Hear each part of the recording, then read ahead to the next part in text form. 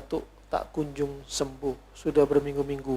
Batuk yang seperti ini, kenal batuk rejan, ini biasanya menghabiskan tenaga banyak.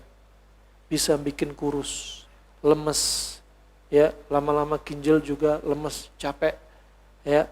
Badan juga bisa lemes juga, ya.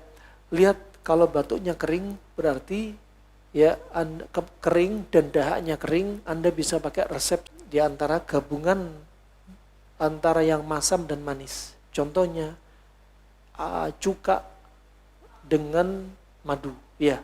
Cuka apel, cuka delima, cuka kurma, cuka kismis, cuka kelapa, silahkan. Dicampur dengan madu, 1 sendok dengan air hangat, 1 cangkir, kemudian diminum.